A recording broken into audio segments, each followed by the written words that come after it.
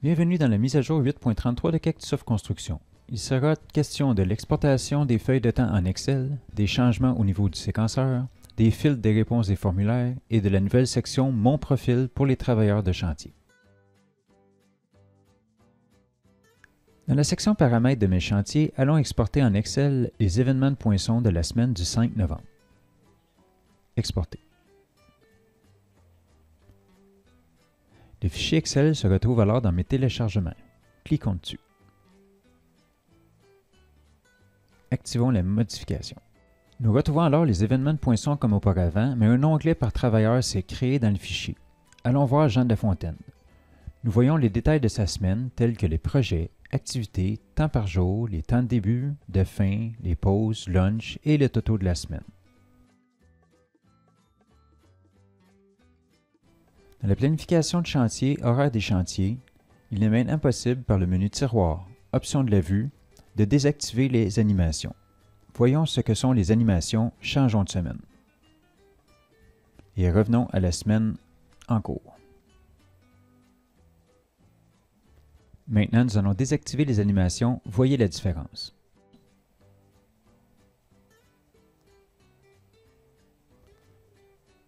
Il n'y a plus d'animation, c'est donc plus rapide. Libre à vous de l'utiliser ou non.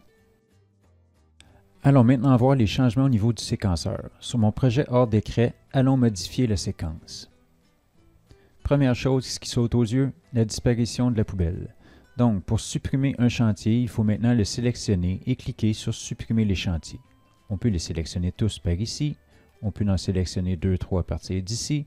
On peut cliquer sur un, ensuite maintenir la touche majuscule et cliquer sur un autre pour faire une sélection multiple et vous pourrez alors supprimer les chantiers. Je vais enlever mes changements.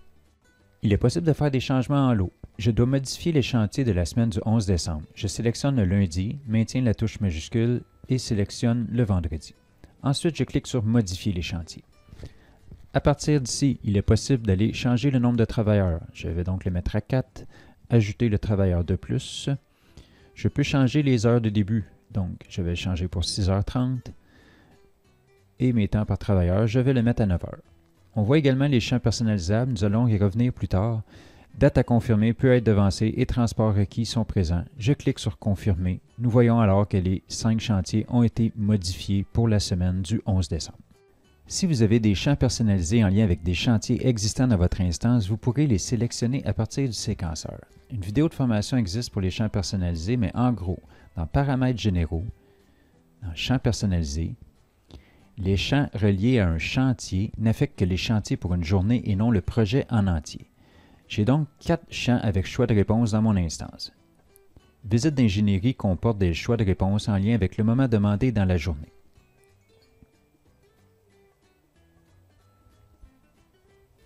Allons voir le tout dans le séquenceur.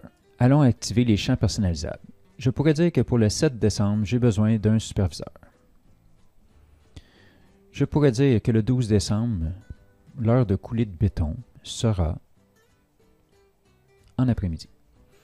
Je pourrais dire que le 7 décembre, j'ai une visite d'ingénierie entre 7 et 10.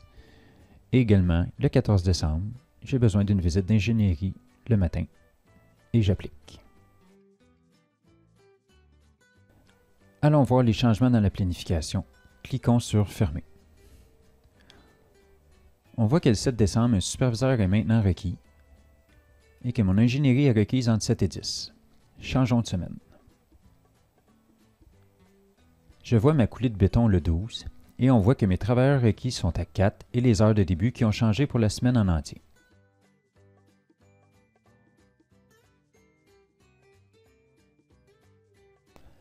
Dans les réponses de formulaire, il est maintenant possible de filtrer les étapes, donc de voir ce qui est en cours ou complété.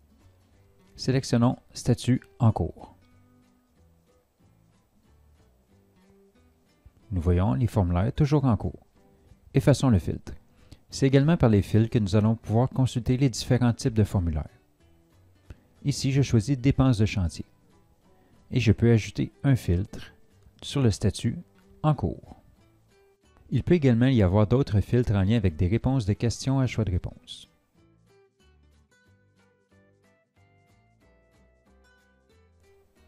Une nouvelle section Mon profil existe pour les travailleurs. Par défaut, ça nous amène comme l'ancienne page Paramètres généraux. Par le menu Tiroir, le profil de l'employé est sélectionnable. À cet endroit, il pourra consulter ses cartes de compétences ou autres fichiers en lien avec des formations. Dans l'exemple ci-joint, ce travailleur a la formation Protection contre les chutes et son administrateur lui a également inclus une photo de sa carte. Celui-ci pourra alors la consulter. Il peut donc, formation par formation, consulter ses cartes, ainsi que les dates de délivrance et les dates d'expiration. Il peut également consulter tous les fichiers inclus dans chacune des formations directement à partir d'ici. Une vidéo sur l'ajout de cartes de compétences sera disponible au courant de la semaine. Abonnez-vous pour ne pas manquer sa sortie.